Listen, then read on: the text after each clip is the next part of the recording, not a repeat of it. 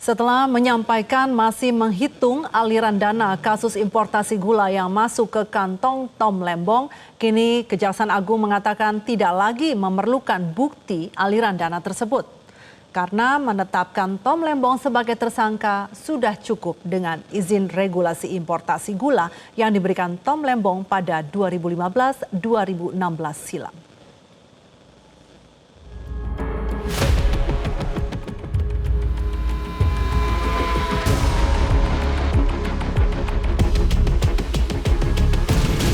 Kejagung akhirnya buka suara menjelaskan kenapa Tom Lembong bisa menyandang status tersangka meskipun aliran dana 400 miliar atas kasus importasi gula belum jelas mengarah ke kantong mantan Menteri Perdagangan itu.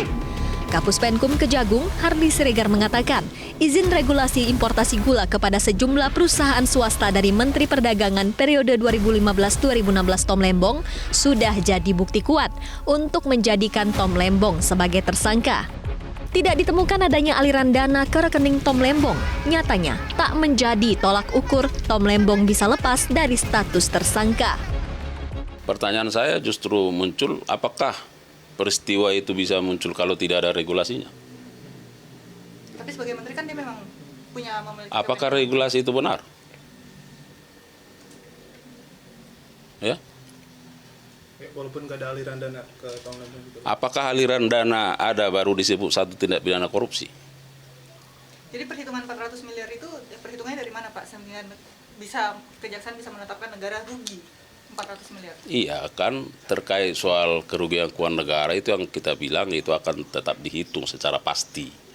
Ya, kita akan menggandeng ahli untuk memastikan berapa kerugian keuangan negara. Ya, bahwa kemarin kan sudah disampaikan kalau kita lihat dari harga ya yang dijual itu kan 1.600 ya, harga eceran tertingginya kan berapa 1.300 ya, ada selisih enggak 13.000.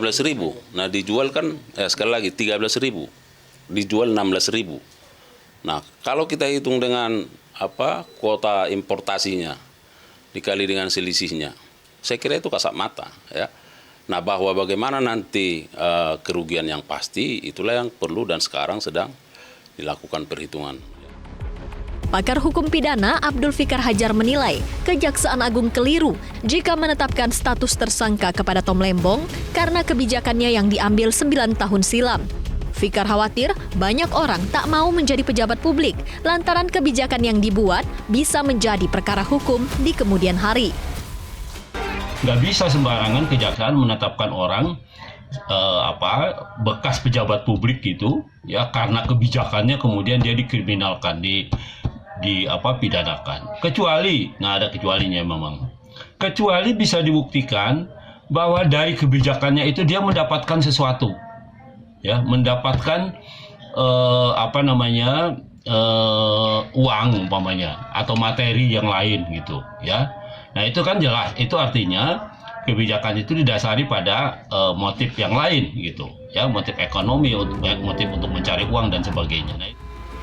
Sebelumnya, mantan Menteri Perdagangan Tom Lembong ditetapkan sebagai tersangka bersama Direktur Pengembangan Bisnis PT PPI Charles Sitorus. Di saat Indonesia surplus gula tahun 2015 lalu, Tom Lembong memberi izin impor gula kristal mentah kepada PT AP sebanyak 105.000 ton, padahal yang diizinkan impor seharusnya pihak BUMN. Perbuatan yang dilakukan Tom Lembong diduga merugikan negara 400 miliar rupiah dalam kasus korupsi impor gula. Thomas Lembong dijerat dengan Pasal 2 Ayat 1 Undang-Undang Tipikor. Pasal ini mengatur bahwa setiap orang yang melakukan perbuatan memperkaya diri, orang lain, atau korporasi secara melawan hukum dapat dipidana penjara minimum 4 tahun dan maksimum 20 tahun. Tak hanya Pasal 2, Thomas Lembong juga dijerat Pasal 3 Undang-Undang Tipikor. Pasal ini berbunyi dengan tujuan menguntungkan diri sendiri atau orang lain atau suatu korporasi menyalahgunakan kewenangan, kesempatan, atau sarana yang ada padanya karena jabatan atau kedudukan yang dapat merugikan keuangan atau perekonomian negara. Tim Liputan, Metro TV. Jelajahi cara baru mendapatkan informasi. Download Metro TV Extend sekarang.